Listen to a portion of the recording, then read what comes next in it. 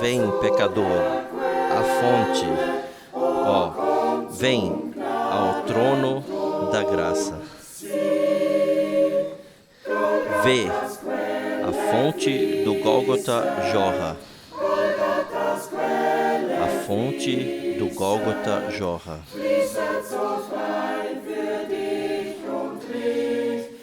Flui tão livremente para ti e para mim. A fonte do Gólgota jorra.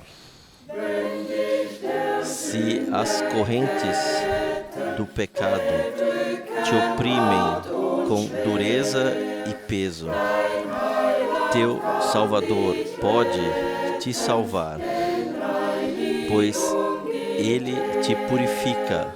O teu Salvador que te lava de todo o pecado.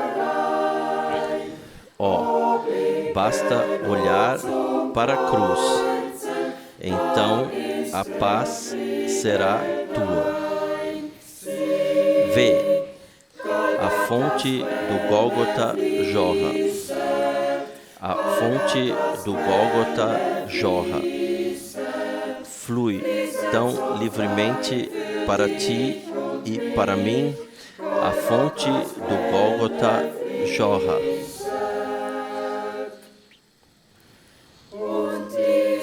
E esta fonte da vida flui livremente para ti. Ó, não deixes que Ele se ofereça a ti e seja negado. Se Jesus for o teu Salvador e a vontade dele for a tua alegria, então, como filho e herdeiro, tu o louvarás ainda hoje. Vê, a fonte do Gólgota jorra. A fonte do Gólgota jorra. Flui tão livremente para ti e para mim. A fonte do Gólgota jorra. Amados irmãos e irmãs no Senhor,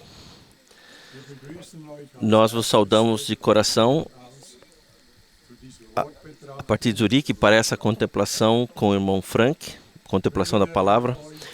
Que o Senhor os abençoe, assim como nos abençoa aqui em Zurique, que Ele esteja presente em todas as partes do mundo onde vocês estão vindo agora. Deixe-me, para a introdução, ler uma passagem de 2 Pedro, capítulo 1. 2 Pedro, capítulo 1, versículos 12 e incluindo 16. Por isso, pretendo também me empenhar em lembrar-vos sempre destas coisas, mesmo que já a conheçais e estejais firmemente alicerçados na verdade tal como ela existe. Considero, porém, meu dever, enquanto habito nessa tenda do corpo, mantê-los vigilantes por meio dessas lembranças, especialmente porque sei que o desmontar dessa minha tenda será repentino, como também me foi anunciado pelo nosso Senhor Jesus Cristo. Mas vou me certificar de que, mesmo depois da minha partida, vocês estejam sempre aptos a relembrar estas coisas. Pois não seguimos fábulas engenhosas quando vos anunciamos o poder e a segunda vinda de nosso Senhor Jesus Cristo, mas fomos testemunhas oculares de sua gloriosa majestade. Amados irmãos e irmãs, essas palavras poderiam muito bem ter sido escritas pelo irmão Frank, pois ele também sempre se empenhou em nos aproximar da palavra.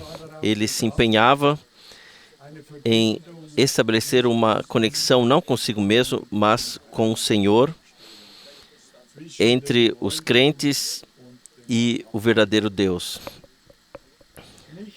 Não palavras humanas, não interpretações, não pensamentos próprios, mas a palavra pura e verdadeira de Deus. Vamos refletir que no fim restará apenas a palavra de Deus, a palavra pura. Não haverá mais interpretações, não haverá mais pensamentos próprios, mas apenas a única e verdadeira palavra de Deus. Assim, tudo o que não pode subsistir diante de Deus tem que ser removido de nós.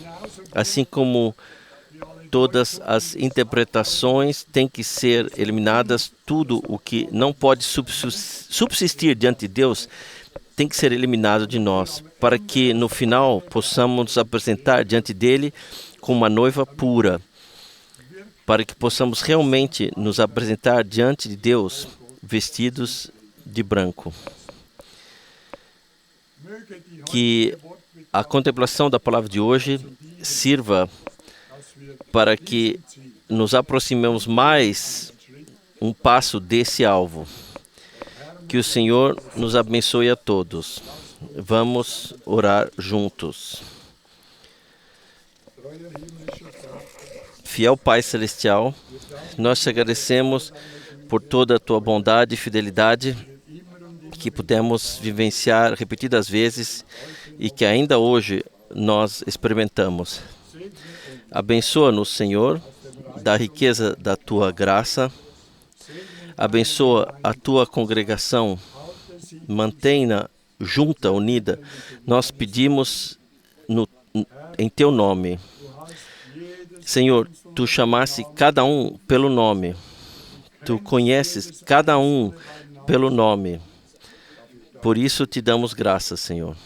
Segura-nos na tua mão, guia-nos, conduza-nos e não permita que o inimigo se interponha entre nós, mas fortaleça-nos para que possamos enfrentar o inimigo.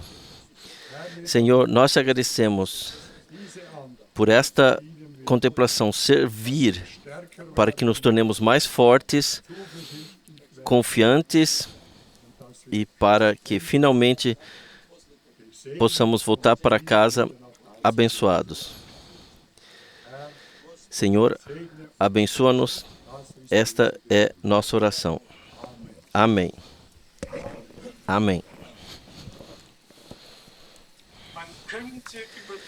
Poderíamos ter um conhecimento profundo sobre o tempo e os sinais dos tempos, sobre a evolução política, religiosa e geral. Mas se não tivéssemos nós mesmos comunhão com Deus, se não nos tivéssemos tornado filhos de Deus, então isso seria apenas uma informação para nossa cabeça, e o coração e a vida ficariam vazios. Ambos são importantes.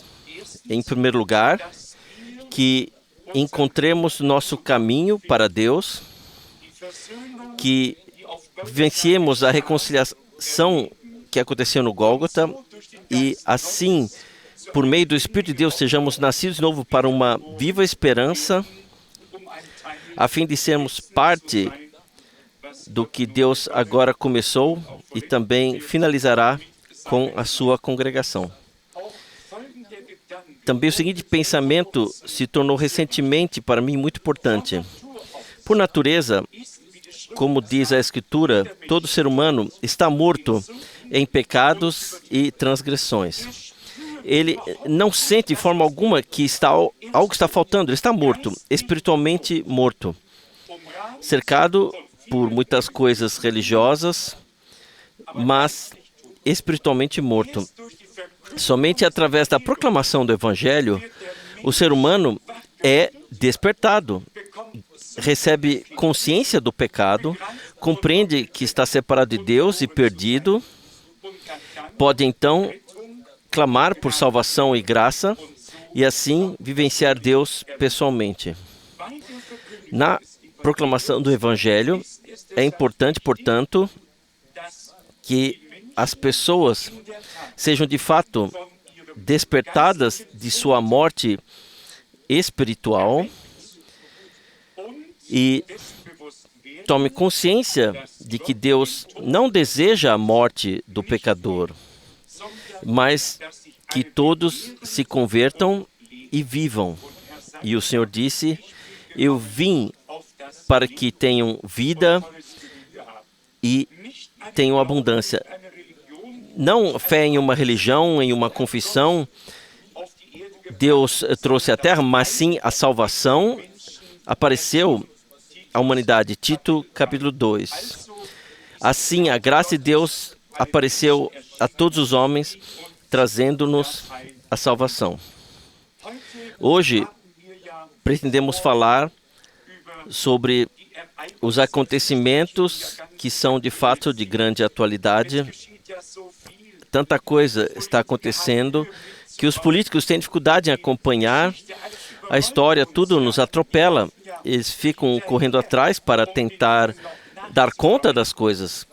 Portanto, de fato, muita coisa está acontecendo diante dos nossos olhos e não esperávamos a maior parte disso. Ou seja, a grande maioria não esperava nada disso.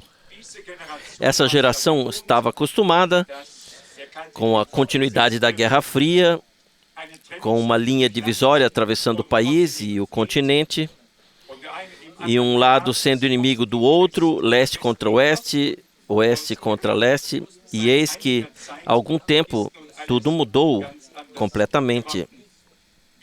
Estamos muito satisfeitos com esse desenvolvimento e, ao mesmo tempo, se nos for permitido interpretar ou ordenar isso biblicamente, percebemos claramente o quanto o tempo realmente passou, que hora chegamos. E certamente já escrevi sobre isso e também falei bastante a respeito.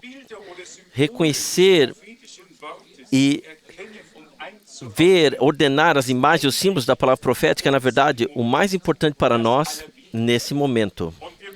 E também temos que valorizar profundamente essa graça de Deus, pois quantos leem as Santas Escrituras e não conseguem se conectar com o que ali é exposto e aquilo que se trata, e que nos seja permitido também nesse lugar dar graças ao Senhor pelo envio do seu servo, o irmão Branham, a quem Deus de fato usou de maneira única em nossa geração.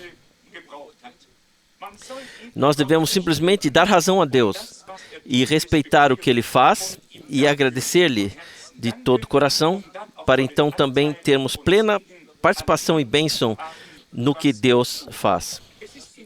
De fato é assim que, a longo prazo, somente pode ser abençoado quem caminha com Deus. Quem se opõe ao agir de Deus não terá sucesso. Não será possível ser aprovado diante de Deus. Eu estou olhando agora aqui para uma passagem, o irmão Müller também leu do profeta Isaías. Estou olhando aqui para Isaías 55 e gostaria de ler algumas passagens das Escrituras para que saibamos que não se trata de uma palestra elaborada por homens, mas que estamos lendo a partir das Santas Escrituras.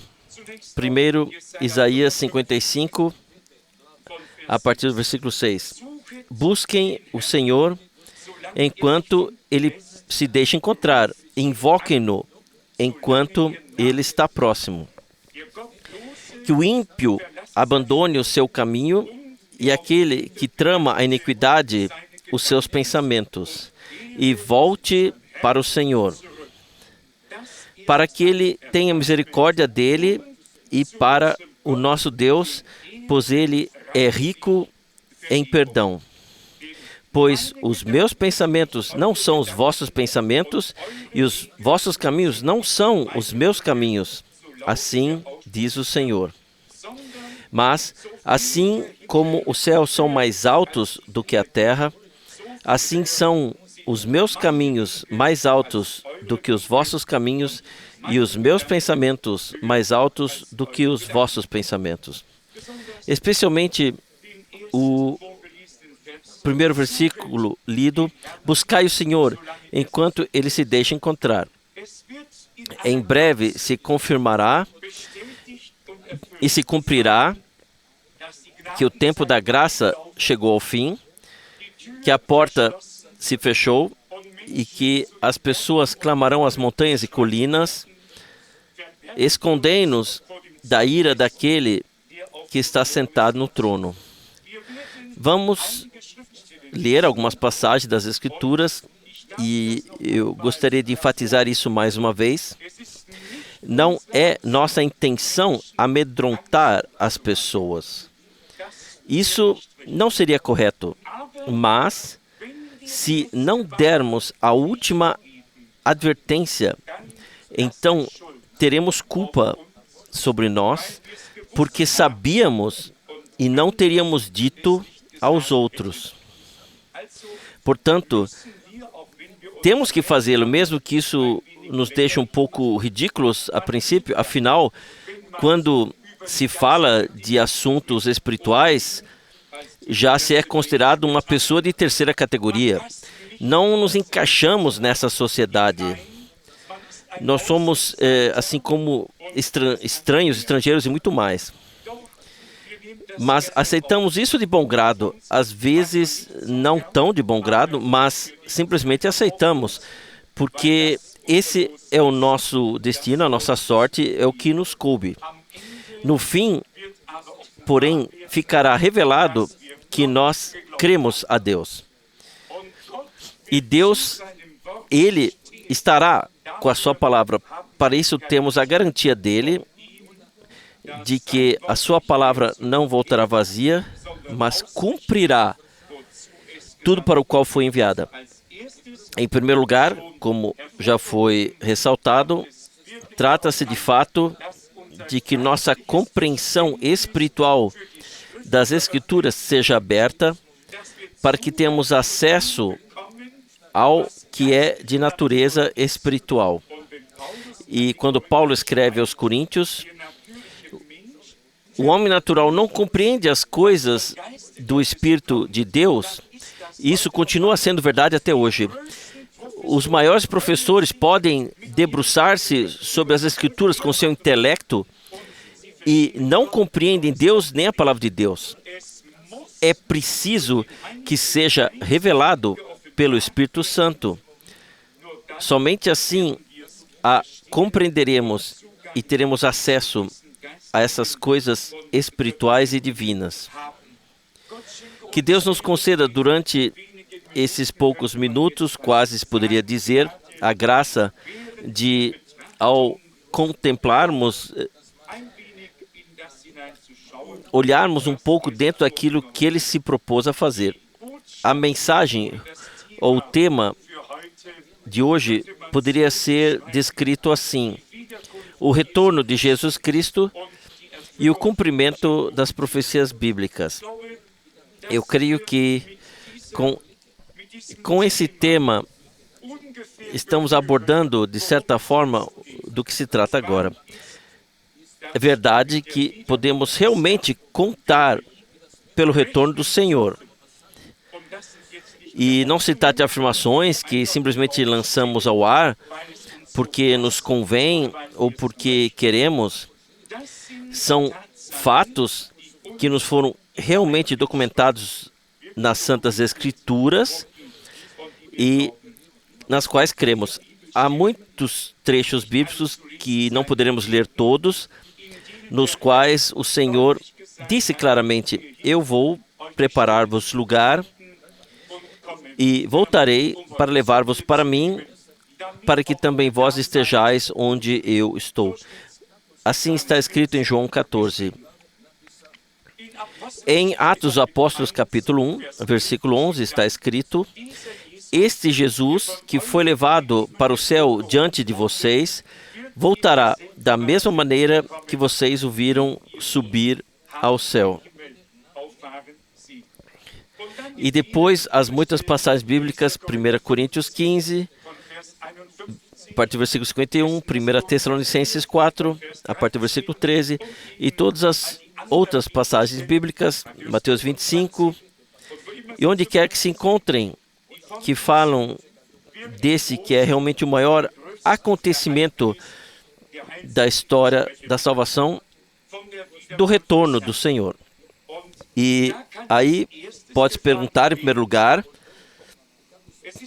já se fala disso há 2000 anos. Esperou-se por isso e até hoje ainda não aconteceu. Então poderíamos complementar e acrescentar a pergunta: como podemos saber que chegou a hora agora e não há 400 ou 200 anos atrás? E é justamente esse ponto que nos dá a absoluta convicção de que agora é a hora e não foi antes. É desse ponto que se trata, e ele nos é apresentado de forma tão clara na profecia bíblica, ou seja, em seu cumprimento, que não pode haver falha. E isso justamente devido à descrição muito precisa das coisas que foram anunciadas de antemão nas Escrituras como acompanhamentos, como sinais dos tempos ou também do fim dos tempos. Para usar as palavras do Senhor, quando virdes tudo isso acontecer, levantai vossas cabeças, porque sabeis que a vossa redenção está próxima. Aqueles que conhecem a palavra, que leram os evangelhos e as cartas, sabem, afinal, tudo o que está escrito neles. E também aqui é importante que não nos limitemos a ler o que está escrito, mas que o que foi escrito seja ordenado corretamente, ou seja, coloquemos o lugar onde realmente pertence. A Santa Escritura e o que nela é afirmado são como um grande quebra-cabeça. É preciso ser montado corretamente. E quando isso acontece, então sabe-se precisamente que a coisa está certa e, portanto, tem a sua veracidade. Aqui, como já foi dito, vamos ler algumas passagens para então reconhecermos claramente que chegamos exatamente ao tempo em que a profecia bíblica se cumpre diante dos nossos olhos. Eu gostaria de começar pela carta de Pedro. Todos nós conhecemos bem as Santas Escrituras, mas mesmo assim vou lê-la. 2 Pedro, capítulo 1, e depois incluirei outras passagens na contemplação. 2 Pedro, capítulo 1, a partir do versículo 19. E agora, a palavra profética que temos está ainda mais firme, e fazeis bem em prestar atenção a ela, como a uma luz que brilha em lugar escuro, até que o dia pleno amanheça e a estrela da manhã surja em vossos corações.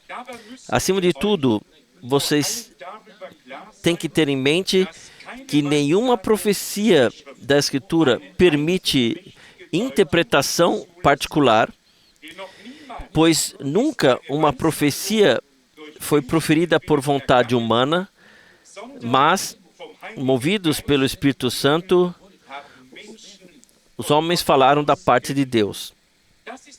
Na verdade, esse é o cerne, é o núcleo de toda a questão. Quando se trata da palavra de Deus e também da parte profética do conselho de salvação de nosso Deus. Deus falou por meio de pessoas. Por isso eles puderam dizer, assim diz o Senhor. E de fato nós temos na Bíblia a palavra de Deus, e não a palavra de um Moisés, ou de um Elias, ou de Abraão, ou de Isaías, mas em sua totalidade é a palavra de Deus.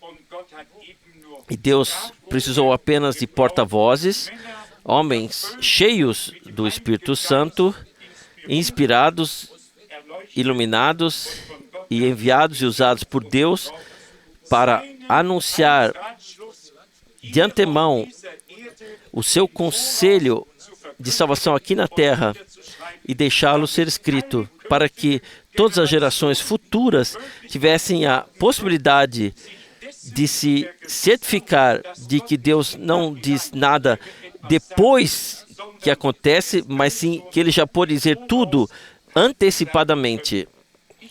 Eu fico cada vez mais grato pela palavra de Deus, que de fato brilha como uma luz resplandecente em lugar escuro para nós. O que nós faríamos sem a palavra de Deus? Digam-me uma vez. Não teríamos nenhuma orientação. Não saberíamos de forma alguma quem é Deus.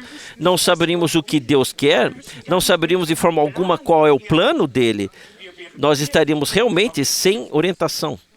Mas, assim nós temos a palavra de Deus, e quanto mais nos aproximamos da consumação, mais claras se tornam para nós as coisas que Deus prometeu em sua palavra, que Ele anunciou, seja politicamente para as nações, religiosamente para as igrejas, seja para Israel, para a congregação, no geral.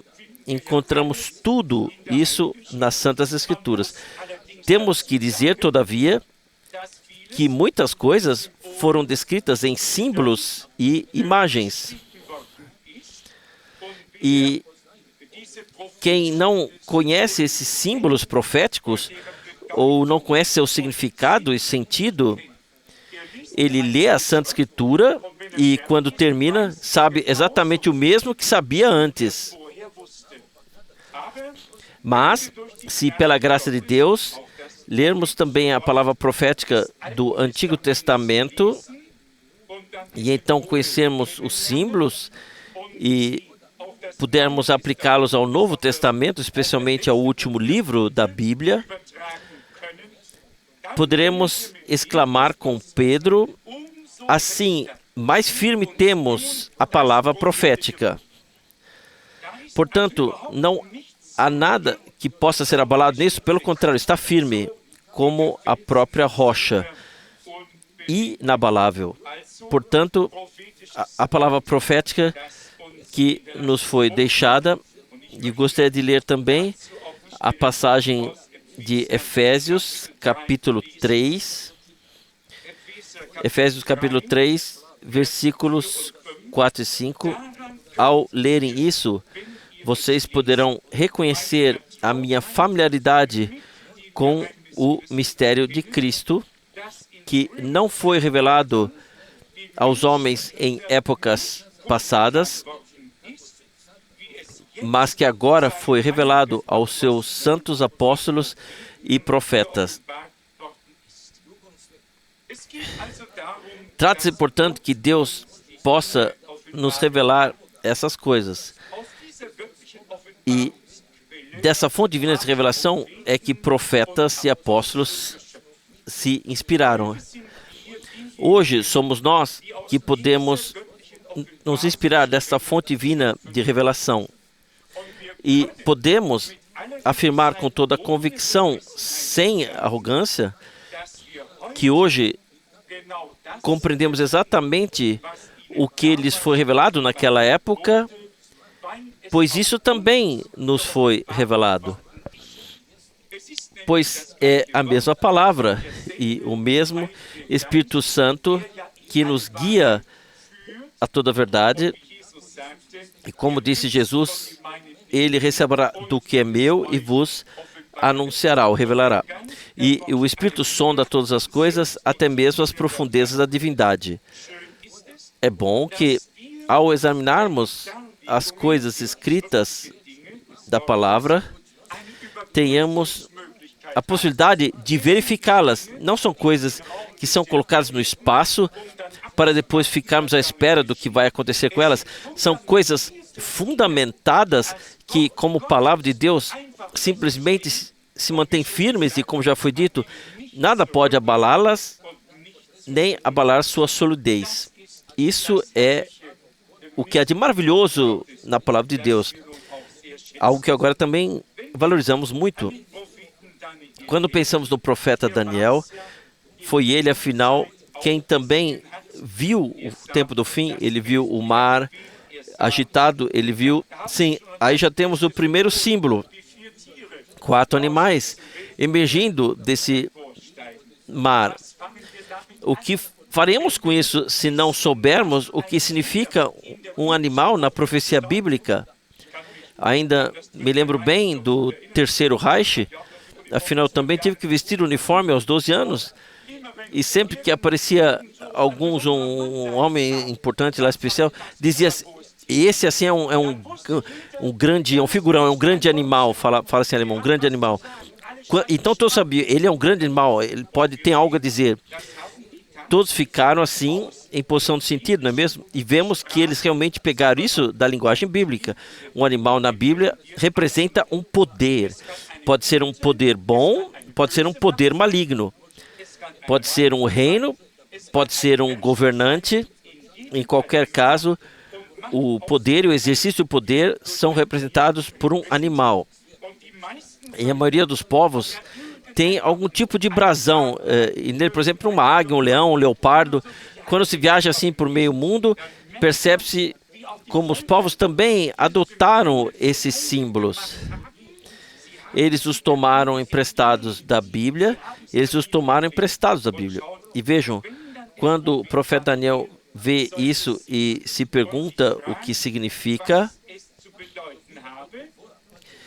ele recebe a resposta: surgirão 4 reinos na terra que serão diferentes uns dos outros. E então ele pergunta ainda, mas sobre o 4º animal, gostaria de ter mais esclarecimentos. Não sobre os 3 primeiros, ele queria mais esclarecimentos sobre o último. E eu também. Os 3 primeiros já nem me interessam mais. Eles são coisas do passado. Agora eu quero saber mais sobre o último animal, o último império mundial.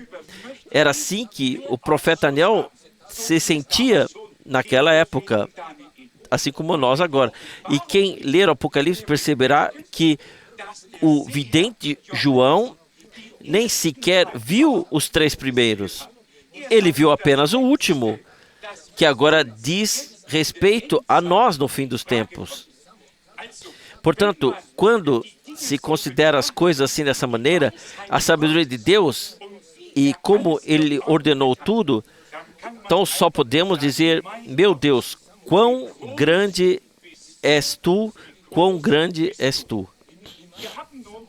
Como já foi dito, tivemos esses impérios. O último é o Império Romano, e também era chamado em parte de Império Romano da nação alemã. Imperadores foram coroados e assim por diante.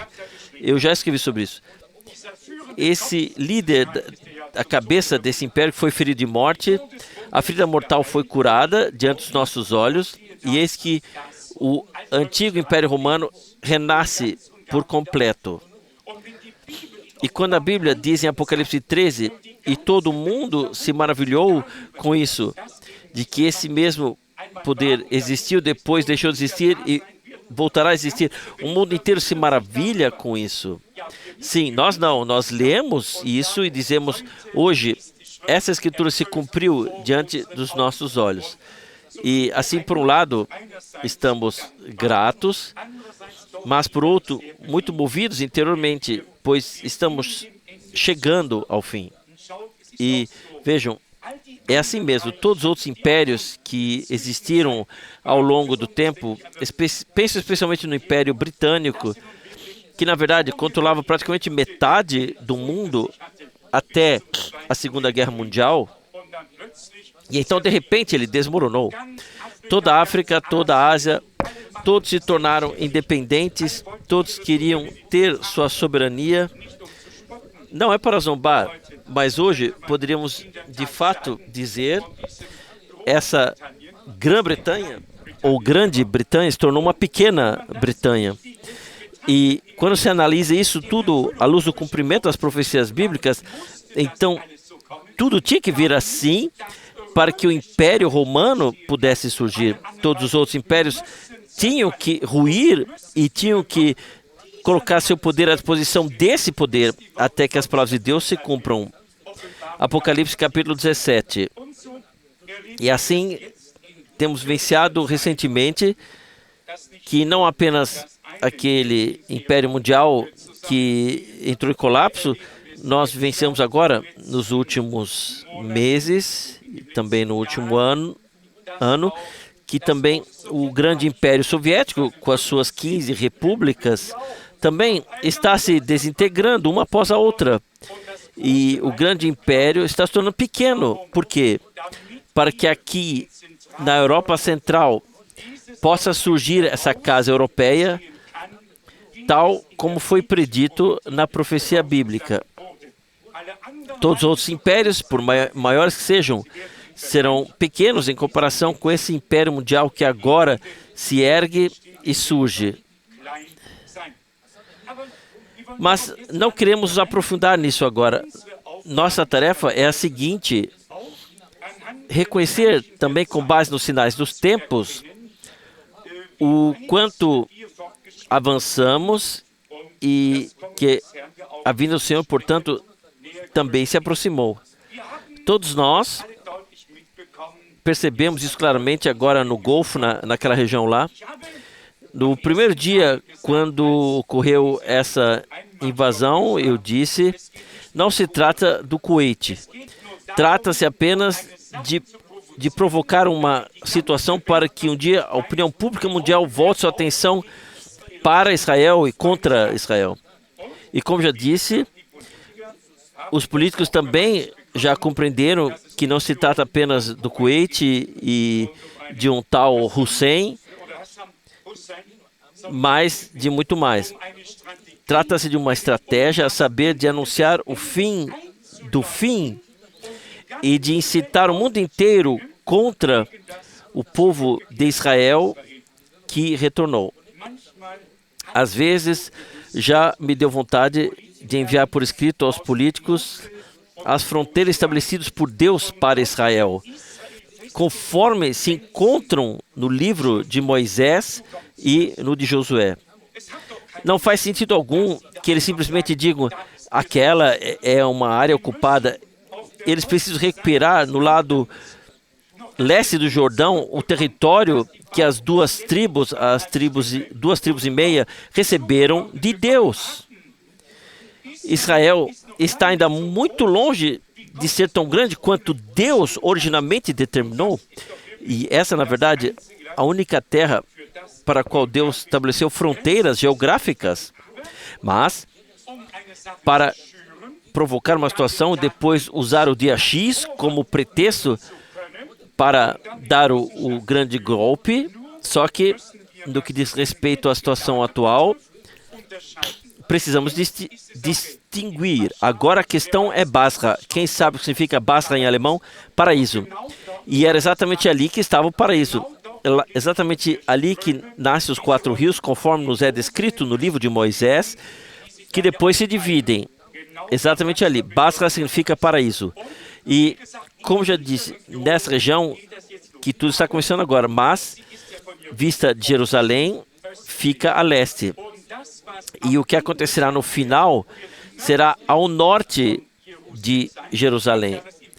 Pode ser lido 3 vezes seguidas no profeta Ezequiel, mas o que está acontecendo agora já é uma preparação, uma introdução para evento global sobre o qual também há bastante escrito nas Santas Escrituras, inclusive sobre a guerra que então trará morte às pessoas enquanto elas ainda estiverem de pé. E a distribuição das máscaras de gás agora, isso só me faz sorrir. As pessoas precisam ter uma ideia do que está escrito na Bíblia, e vocês também sabem como se preparar para isso. E, para o meu desespero, mais uma vez, são empresas alemãs que fizeram tudo isso tão bem. Vocês leram? Claro, as fábricas de gás, produto alemão. Que vergonha para o nosso país. Mas, como já disse, Zacarias 14, versículo 12. Mas esse será o castigo com que o Senhor castigará todas as nações que marcharam contra Jerusalém. Ele fará com que a carne deles apodreça enquanto ainda estiverem de pé.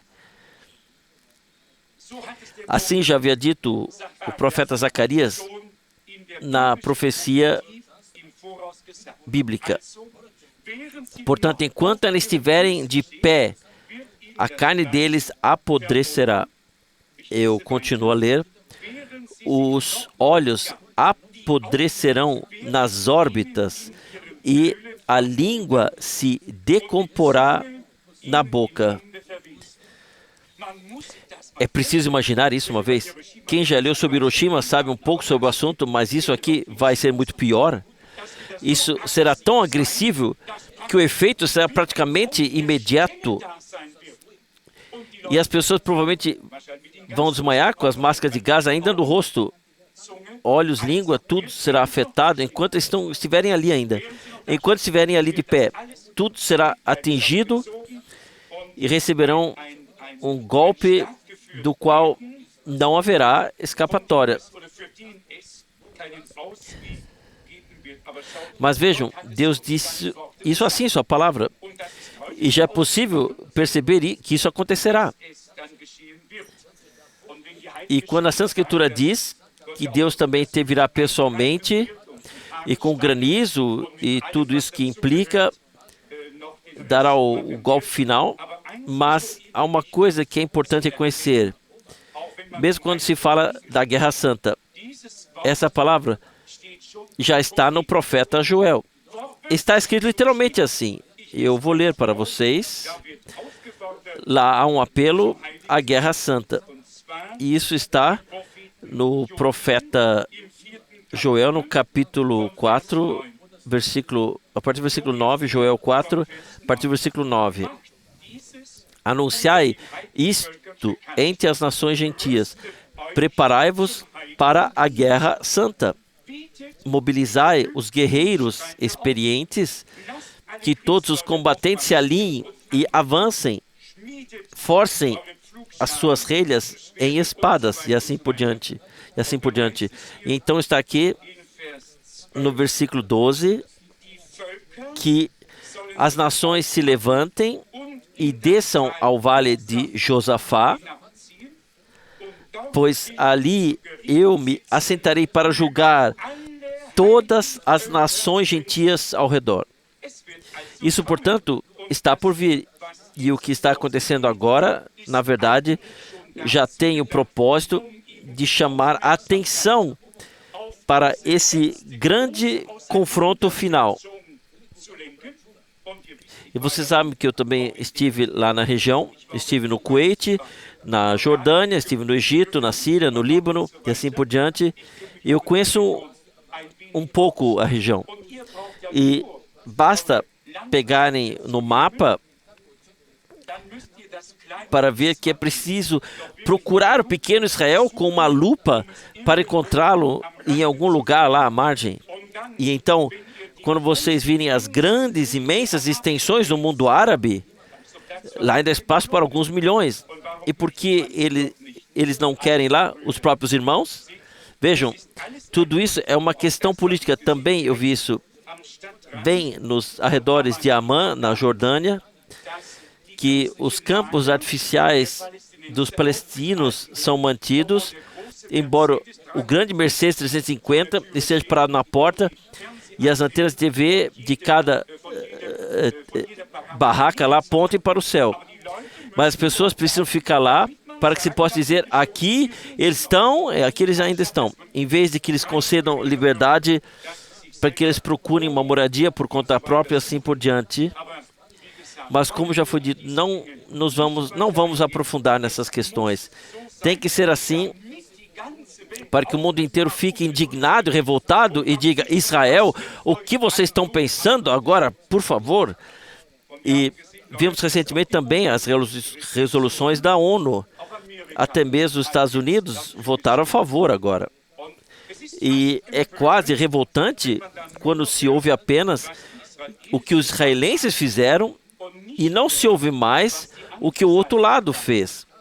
Eu não vi, mas foi relatado que havia cestas com pedras, cestas cheias de pedras lá em cima, no topo do muro, e elas foram então jogadas para baixo.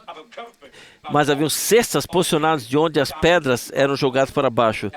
Ninguém relata mais sobre isso. Provavelmente nunca houve tanta justiça na Terra como há agora. E mesmo na cobertura da imprensa, há tanta parcialidade que dá vontade de ficar com raiva, porque é fácil perceber as motivações por trás disso, sem precisar ter a sabedoria de Salomão. Portanto, de fato, estão acontecendo nos nossos dias coisas que apontam em todos os sentidos para o fim. E o fim está próximo. Já lemos muitas vezes em Mateus 24, Lucas 21, Lucas 17 e nas diversas passagens das Santas Escrituras que falam de fato dos últimos dias, do tempo final, também nas cartas dos apóstolos. Paulo, aliás, falou especialmente dos últimos dias nas cartas a Timóteo. 1 Timóteo, capítulo 4, versículo 1. O Espírito, porém, declara expressamente que nos últimos tempos alguns se afastarão, cairão da fé, por se deixarem levar por espíritos enganadores e por doutrinas que provêm de demônios, seduzidos pelo comportamento hipócrita de mentirosos que carregam a marca da culpa em sua própria consciência. São pessoas que proíbem o casamento, impõem a abstinência de alimentos e assim por diante, assim por diante. Por fora, tudo parece muito, muito bonito, mas Deus vê além das aparências. E aquilo que externamente poderia ser considerado tão santo e piedoso, Deus denomina de ensinamentos que provêm de demônios. Também há pessoas entre os crentes, pessoas muito simpáticas, e quando se ouve então falar de alguns do casamento, por exemplo, porque justamente está escrito aqui que o casamento será proibido. Você sabe que Deus ordenou isso no início e disse, não é bom que o homem esteja só. Quem quer anular a ordem divina, tudo mais são exceções, não é a regra.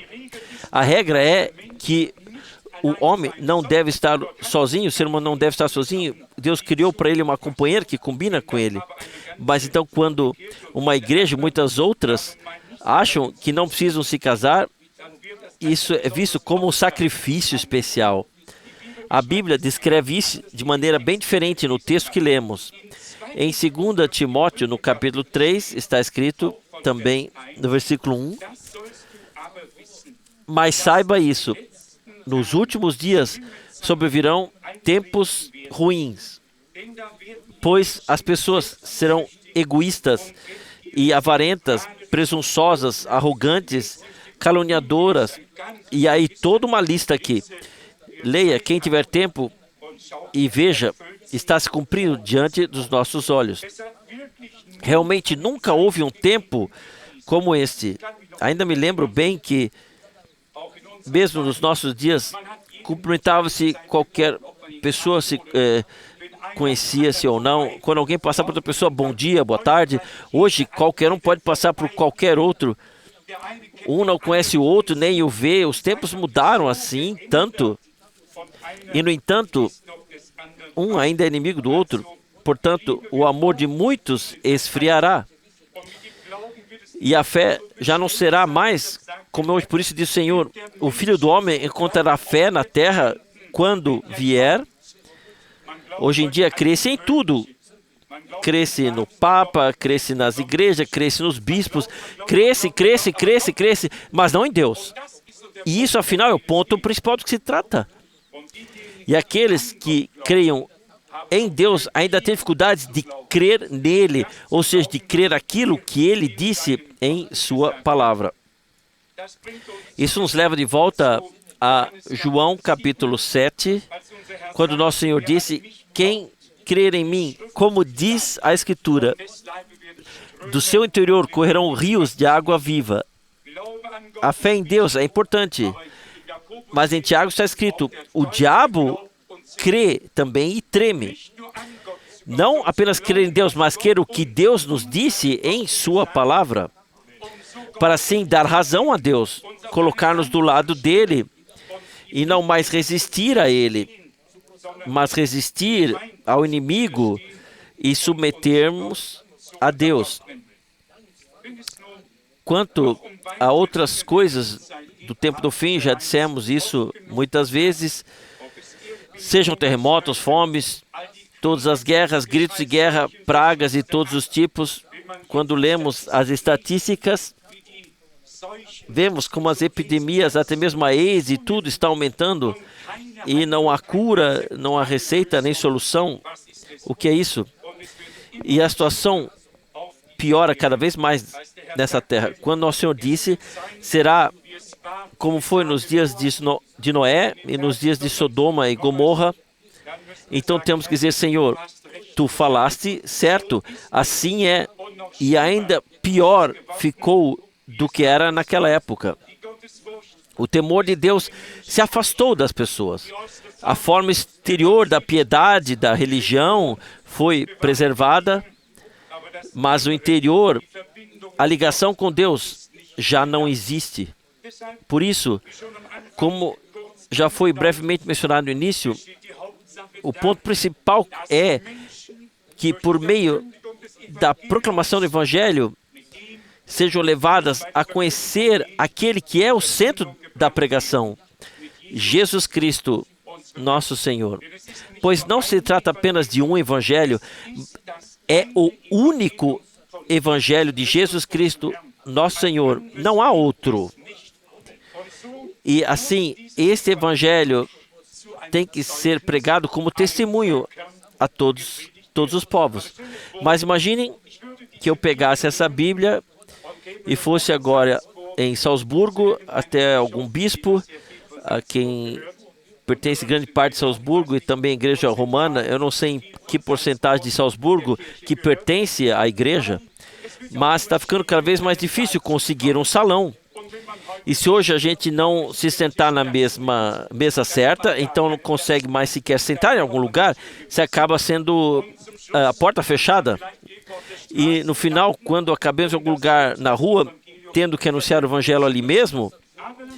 Mas o que eu queria dizer é o seguinte: se hoje batêssemos as portas das igrejas com a proclamação clara da palavra de Deus, eu pergunto a vocês, senhoras e senhores, amados irmãos e irmãs em Cristo, quem nos abriria a porta? Como foi nos dias de Jesus, assim é hoje. Não se quer Deus. Lá onde se precisa dele, e até os políticos falam dele, passagens da Bíblia são citadas sem parar. E, na verdade, com aquele do que se fala, não querem ter nada a ver com ele. Mas vivemos numa época em que a religião, em que todos os poderes simplesmente fazem pactos, onde eles se unem por uma causa comum. E, de fato, eu tenho algumas declarações do nosso ilustre senhor, o Sr. Ratzinger, nas quais ele também mencionou que as pessoas se opõem a isso. Do que se trata? Trata-se de que agora todos os poderes se unem, mas sem Cristo, a cabeça.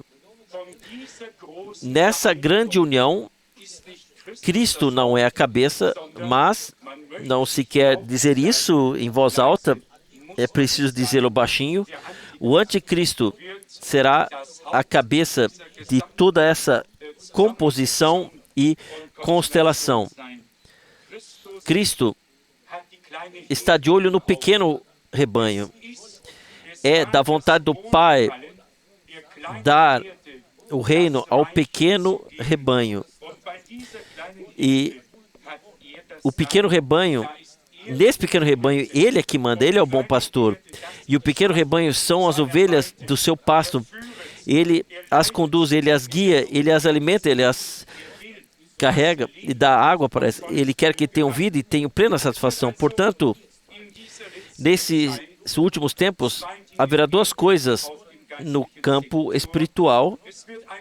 Haverá uma união de todas as igrejas e círculos eclesiásticos, de todas as denominações, no ecumenismo, por meio do Conselho Mundial de Igrejas.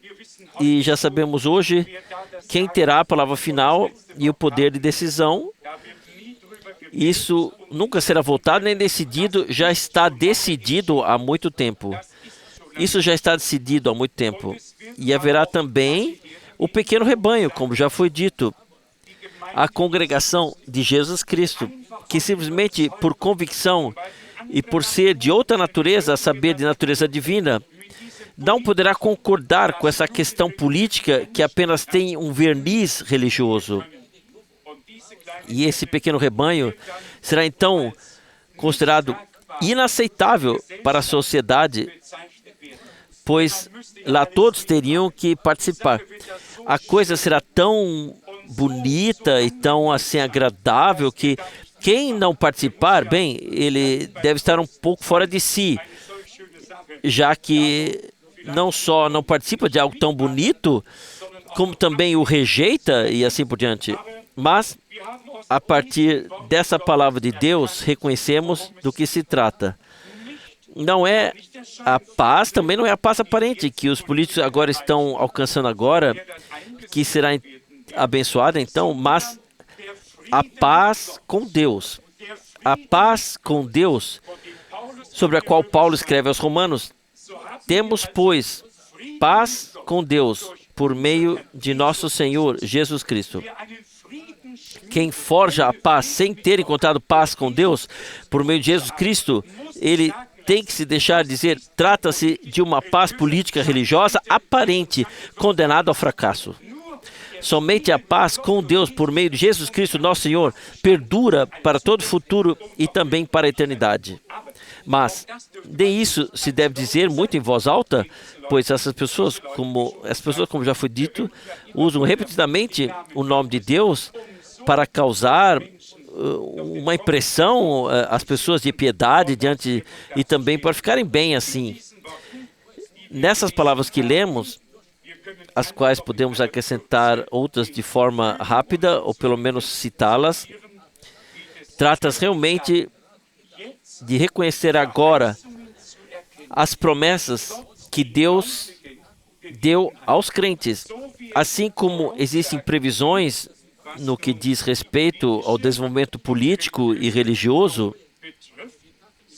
também existem previsões para a congregação do Senhor. Por exemplo, que ele queria enviar um profeta antes chegasse o grande e terrível dia do Senhor. E sobre esse dia do Senhor, eu gostaria de ler agora essa passagem das Escrituras para que todos saibam que isso também está escrito na Bíblia assim. 2 Pedro, capítulo 3, versículo 10. Mas o dia do Senhor virá como um ladrão. Nesse dia os céus desaparecerão com um estrondo. Os elementos se dissolverão no calor das chamas. E a terra, com todas as obras dos homens que nela se encontram, será consumida pelo fogo. Não fui eu quem disse isso, foi Deus quem disse no Antigo e no Novo Testamento. Eu gostaria de ler no profeta Malaquias, o último capítulo de Malaquias. Aqui está,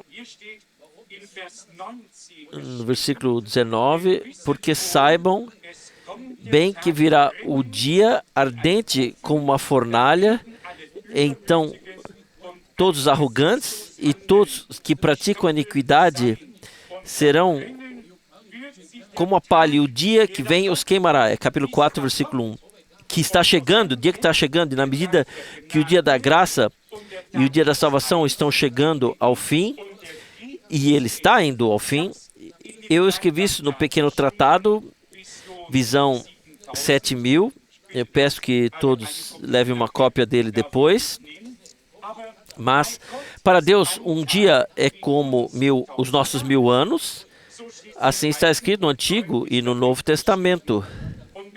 E se pensarmos que Deus criou o mundo em 6 dias e descansou no 7º dia, Ele abençoou e santificou o 7º dia e descansou de todas as suas obras. Então, aproximamo-nos agora, em termos aproximados, dos 6.000 anos desde Adão. E o 7º milênio será, de fato, de acordo com a palavra de Deus, especialmente Apocalipse 20, o reino milenar de paz de Cristo na terra. Portanto, cerca de 2.000 anos de Adão a Abraão, mais cerca de 2.000 anos de Abraão a Cristo, e agora estamos aproximando desses próximos e terceiros 2.000 anos. E o 7º milênio será, de fato, o reino milenar. Então, depois disso, o tempo voltará a fluir na eternidade. Chegamos, em todos os sentidos, à última geração. Ninguém sabe quantos anos ainda restam. Ninguém. Mas especular agora sobre quanto tempo ainda vai durar seria errado. Mas dizer, bem, então não preciso fazer mais nada, se for assim, também seria errado. Manter a sobriedade, converter-se a Deus, viver para o Senhor, servi-lo e segui-lo, deixar-se preparar precisamente para o glorioso dia do retorno de nosso Senhor. Essa é a ordem da hora. Não tornar-nos assim, sem sobriedade, sairmos às ruas e proferir palavras confusas, mas permanecermos lúcidos e sóbrios até o fim. Aqui lemos, sabei bem que virá o dia, e esse é o dia do Senhor, e ele arderá como uma fornalha. Justamente sobre o dia do Senhor, há tantas passagens bíblicas no Antigo e também no Novo Testamento. Uma das mais poderosas ainda no Antigo Testamento é Isaías capítulo 13.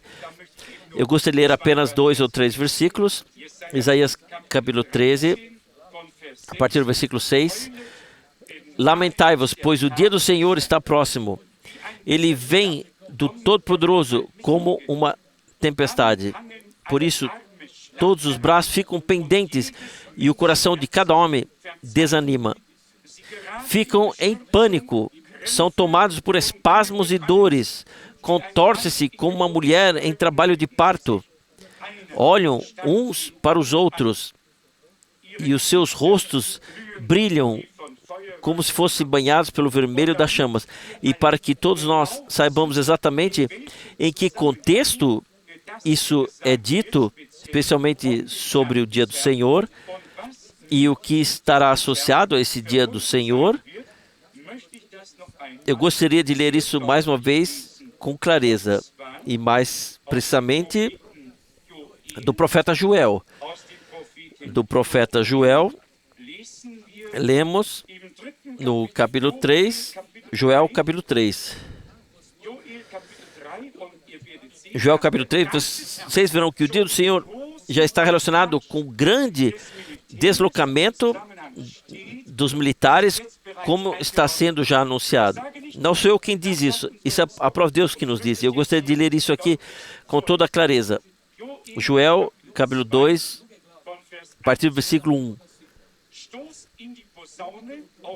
Tocai a trombeta em Sião e fazei larido no meu santo monte, para que todos os habitantes da terra tremam, pois o dia do Senhor se aproxima. Sim, está muito próximo. Um dia de trevas e escuridão, um dia de nuvens e noite de tempestade, como amanhecer, um grande e poderoso exército se espalha sobre as montanhas, como nunca houve outro desde a eternidade e como não haverá outro no futuro até os anos das gerações mais distantes. No contexto com o dia do Senhor, fala-se na mesma linha do grande exército de guerra que desde o início da humanidade ainda não existiu em tal magnitude. E como já foi dito anteriormente, tudo realmente aponta para isso. E se alguém pensa que estamos aqui para causar pânico, está enganado. Mas não podemos, de forma alguma, omitir o que agora reconhecemos com base na palavra de Deus. Isso precisa ser anunciado, precisa ser dito.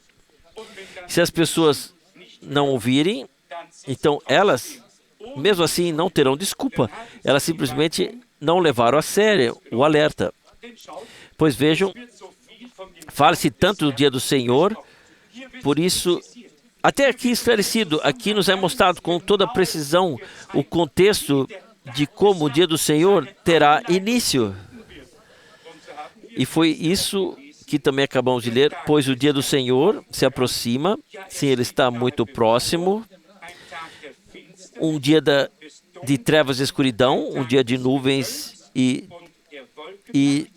noite nublada, como um amanhecer, estende sobre as montanhas um grande e poderoso exército,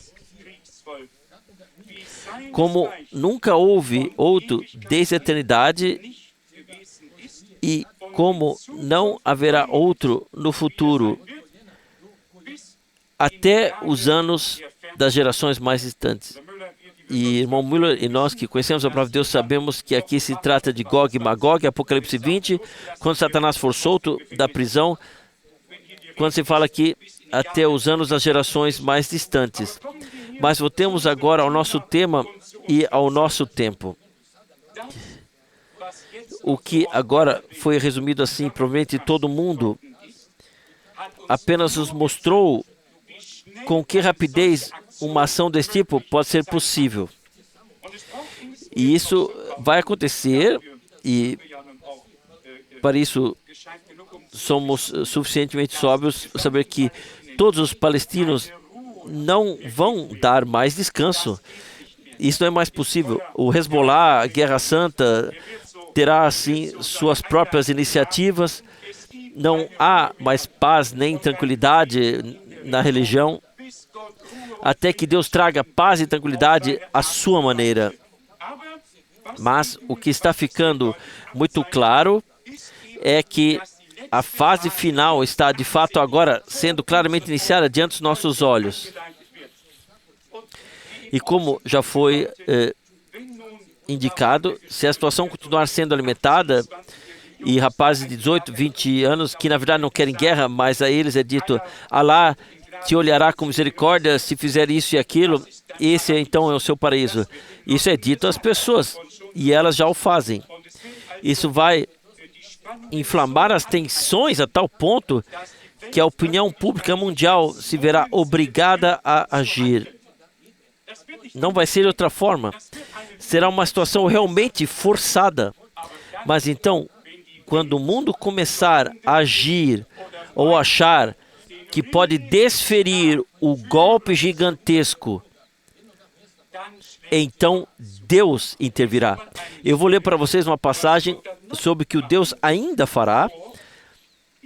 Eu não sei, eu não fico feliz com a ideia de que pessoas vão morrer. Não, mas pelo fato de que Deus se glorificará e que Ele mostrará a toda a humanidade que não são elas que mandam, mas que Ele tem a última palavra no céu e também na terra, sobre Israel e sobre as nações. Ezequiel 38, a partir do versículo 22. E eu executarei o julgamento contra ele por meio da peste e derramamento de sangue, por meio de chuvas torrenciais e granizo, fogo e enxofre farei chover sobre ele, sobre todas as suas forças de guerra e sobre as muitas nações que estão com ele. Sim, manifestarei a minha grandeza e a minha santidade e me revelarei aos olhos de muitos povos para que reconheçam que eu sou o Senhor. Assim, Deus fará chover do céu fogo e enxofre misturados com granizo.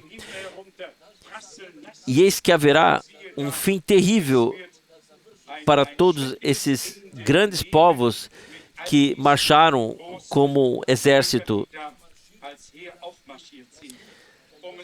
Para estabelecer uma ligação clara com Apocalipse 19, vou ler de Ezequiel 39.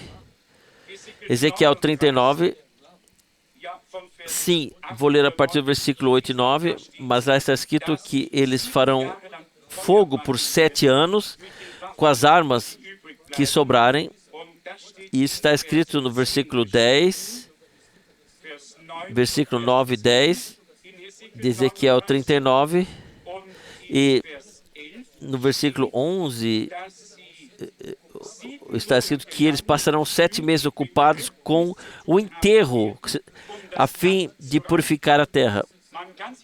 Então podemos imaginar o que lá vai ser sepultado, se for necessário 7 meses para realizar um enterro dessas pessoas que ali morrerão. No entanto, eu não gostaria de estar presente quando houver o enterro, mas como já disse, assim está escrito a palavra de Deus, e assim será. Eu vou ler o versículo 12, como está escrito aqui. A casa de Israel passará então 7 meses ocupada com o funeral, a fim de purificar a terra. Assim está escrito.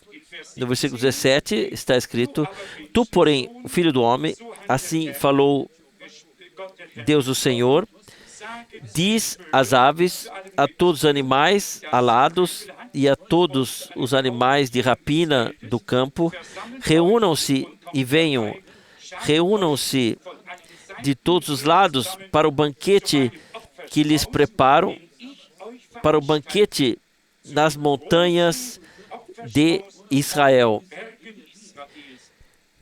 Comereis carne e bebereis sangue. Comereis a carne dos comandantes e beberão o sangue dos príncipes da terra. E assim por diante. Sim, haverá comida em abundância. E as aves do céu, por um breve momento, até que o enterro tenha ocorrido, já estarão se servindo lá da refeição. Mas o mesmo está escrito ainda no Apocalipse 19, só para que vocês saibam que realmente acontecerá antes do estabelecimento do reino milenar. Mais precisamente, em Apocalipse 19, a partir do versículo 11, nos é relatado como o Senhor, como o Rei dos Reis, descerá para travar a última guerra e assim por diante. E no versículo 17 está escrito, Apocalipse 19, versículo 17: Então vi um anjo em pé no sol que clamava em alta voz, e todas as aves que voavam bem alto no céu: Vinde, reuni-vos para a grande ceia de Deus.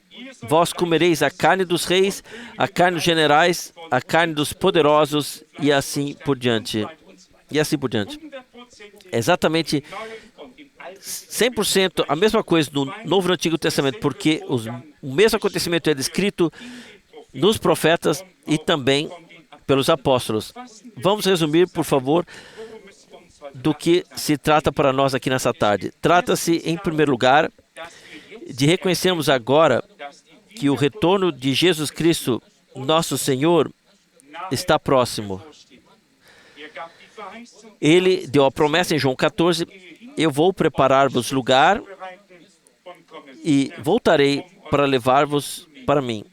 E quando chegar o cumprimento do tempo, ele voltará para levar os seus para junto de si, e então estaremos com ele na glória, enquanto as catástrofes se abatem sobre essa terra. No momento, somos nós os escarnecidos, os ridicularizados, mas então seremos aqueles que se alegrarão e participarão na ceia das bodas com o Senhor. Mas nesse tempo, então, virão os terríveis juízos e depois o acerto de contas final com todos os inimigos de Deus, que são ao mesmo tempo inimigos de Israel. Quem é inimigo de Israel é um inimigo declarado de Deus. Ninguém pode dizer que ama a Deus e odeia Israel. Tal pessoa deixa-se uma vez refletir e esclarecer a mente. Deus é o Deus de Israel. Ele escolheu o seu povo. E quem tocar no povo de Israel, assim diz Deus o Senhor, tocará na pupila do seu olho. É assim também, devemos deixar isso bem claro. Então o Senhor nos deu os sinais claros do tempo do fim, com todas essas catástrofes. E agora pode ser que digamos, sim, bem, até agora isso ainda não nos atingiu tanto. Afinal, ainda não o dia ainda não terminou. Em um canto do mundo, há fome, ou no outro há inundações, em um terceiro há terremotos. Afinal, nem tudo isso está acontecendo de um lugar só. Não estamos todos em Salzburgo, na Áustria, ou aqui na Baviera. Está espalhado por toda a terra. Portanto, pode dizer que em todos os lugares a Escritura está se cumprindo diante dos nossos olhos. Paulo olhou, como todos sabemos, de acordo com o que ele escreveu aos Tessalonicenses, em 1 Tessalonicenses 5, versículo 1, ele olhou para o fim, do tempo do fim, e viu de fato tudo envolto em paz, tranquilidade e segurança, não mais guerras e gritos de guerra, não mais fomes e tempos caros. Eram então o principal daquele tempo do fim será simplesmente paz e segurança. E tudo caminha em direção a essa paz. E dessa segurança que se trata agora de forma muito rápida. E como já disse antes, as coisas estão acontecendo muito rapidamente nesse fim de semana. Os 12 estão reunidos novamente em Roma para reorganizar tudo e decidir como tudo ficará tão bem com o Banco Central Europeu e assim por diante. E todos participarão, uns avançando, outros recuando. No final, todos, inclusive os países da EFTA, farão parte do grupo, porque geograficamente pertence simplesmente ao antigo Império Romano e ninguém pode se opor a isso, nem mesmo uma Suíça tão bem situada. Todos, uns indo, outros voltando, mas todos são incluídos porque isso simplesmente faz parte. Fiquemos alegres por testemunhar e vivenciar isso, mas que possamos reconhecer disso, o quanto o tempo avançou. Disso é que se trata, esse é o ponto principal. E nessa união, uma coisa é muito importante, pois trata-se também de uma reunião religiosa sob a liderança do Anticristo. É preciso, portanto, expressar-se claramente e assumir uma posição firme em relação a Cristo, a favor dele e de sua palavra, e colocar-se claramente do lado do Senhor. Não seguir a grande massa, por mais agradável que isso seja para nós humanamente, mas esse não é o caminho da congregação do Senhor. O caminho da congregação é o caminho estreito que leva à vida e não o largo que leva à perdição. As palavras-chave paz e segurança adquiriram desde os dias de Gorbachev um significado especial, chegaram às manchetes e continuam a fazê-lo. Como já foi dito, em toda a Europa aconteceram tantas coisas nos últimos dias ou nos últimos meses, desde outubro e novembro do ano passado. A maioria das pessoas não teria acreditado que isso fosse possível. Eu digo a vocês já hoje, se o Senhor nos der mais 1 ou 2 anos, quantos serão, eu não sei, ou se 100 ou 10, só Deus sabe. Mas sempre poderemos olhar para trás e dizer, não esperávamos que tudo isso acontecesse tão rápido. Até o ponto de Deus se revelar, confirmar a sua palavra, abençoar o seu povo, cumprir as suas promessas, para que também nós possamos um dia dizer, a palavra de Deus também se cumpriu em nós. Não basta simplesmente afirmarmos que isso está se cumprindo agora no campo político, tanto em Israel quanto no mundo. Belo será o dia em que pudermos dizer, hoje, agora, a palavra de Deus se confirmou como verdadeira em nós. Somente então poderemos realmente regozijar e exultar. Hoje, contemplamos tudo com uma certa melancolia. Afinal, dói ver tudo isso indo por água abaixo. A perdição. No entanto, somos gratos a Deus por podermos ver e contemplar o desenvolvimento, os acontecimentos à luz da palavra profética e por podermos exclamar, como Pedro fez naquela época, assim, mais firme temos, nos brilha a palavra profética que possuímos. Então vem a exortação. E fazeis bem em prestar atenção a ela, como a uma luz brilhante que resplandece em lugar escuro. A palavra revelada de Deus tornou-se uma luz em nosso caminho, tornou-se lâmpada para os nossos pés. Por isso, somos gratos ao nosso Deus. Para concluir apenas a exortação, se houver alguém entre nós que ainda não tenha consagrado sua vida ao Senhor, que ainda esteja considerando se deve fazer ou não deve fazer, deixem a palavra vir ao seu coração do Salmo e da carta aos Hebreus. Hoje, se ouvirdes a sua voz, não endureçais os vossos corações. O Senhor, Ele deixa ressoar o seu último chamado. Vinde a mim, todos os que estáis cansados e oprimidos, eu vos aliviarei. Eu vos darei descanso para as vossas almas.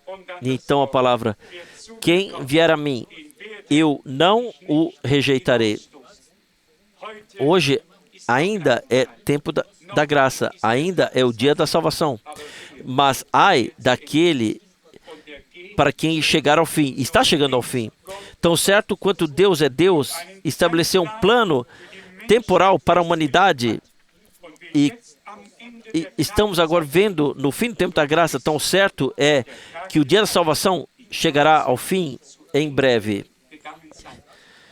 E o terrível dia do Senhor, com os juízos, se abaterá sobre essa terra. Isso acontecerá de acordo com o testemunho das Escrituras e com os sinais dos tempos, com o cumprimento das profecias bíblicas em nossa geração.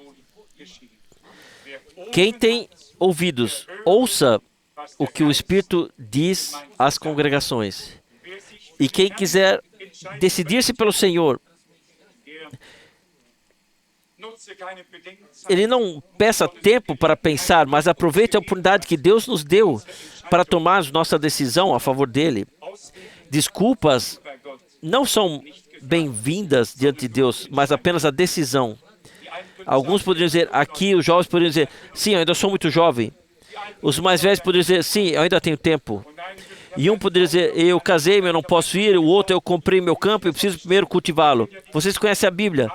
Todos procuraram suas desculpas e o Senhor ficou triste, muito triste.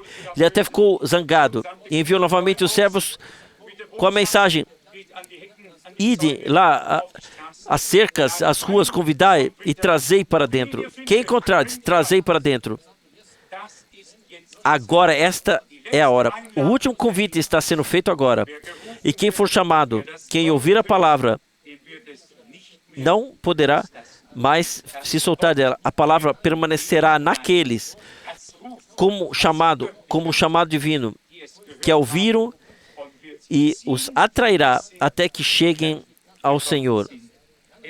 Que aconteça hoje, pela graça. Amém. Nós nos levantamos ainda para a oração Pai Celestial, de coração te agradecemos por esse dia, agradecemos por tua preciosa e santa palavra. Te agradecemos pela iluminação, pelo esclarecimento, pela revelação e pela inspiração do teu Espírito.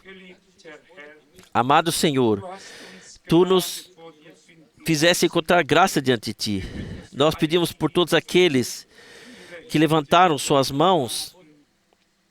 Amado Salvador, abençoa-os, salva-os, perdoa-os, acolhe-os como filhos e filhas de Deus. Também a todos aqueles que tu chamaste, mas que não tiveram coragem de levantar sua mão. Tem misericórdia deles, por amor do teu nome. Não deixe ninguém se perder, ó Senhor, mas salva. Tem misericórdia e concede a salvação enquanto ainda dura o tempo da graça e o dia da salvação ainda está presente, antes que chegue o grande e terrível dia do Senhor. Fiel Deus, nós também nos aproximamos com todos os pedidos de oração, com todas as intercessões que expressam também as aflições de uns e dos outros, ó Senhor. Juntos te pedimos, tem misericórdia de todos nós. Ouve nossas orações, que nossas intercessões cheguem ao teu trono da graça. Responde-nos em breve, confirma a tua palavra e abençoa o teu povo. Amado Senhor, mais uma vez te agradecemos juntos por esta tarde que vivenciamos. Nós pudemos nos lembrar, ó Deus, que tu predisseste tudo com precisão e mandaste que fosse escrito de antemão, para que quando isso estiver prestes a acontecer, saibamos que o tempo está próximo. Fiel Deus, receba profunda gratidão pela palavra profética, pelo ensinamento verdadeiramente divino, iluminação divinos. Ó Senhor, também te agradecemos por teres enviado o teu servo e mensageiro em nossos dias para nos alertar sobre as diversas coisas que não teríamos sabido por nós mesmos. Receba gratidão por teu cuidado, por todas as manifestações da graça. Por favor, salva a todos, liberta e abençoa a todos da riqueza da tua graça. No nome santo de Jesus. Amém.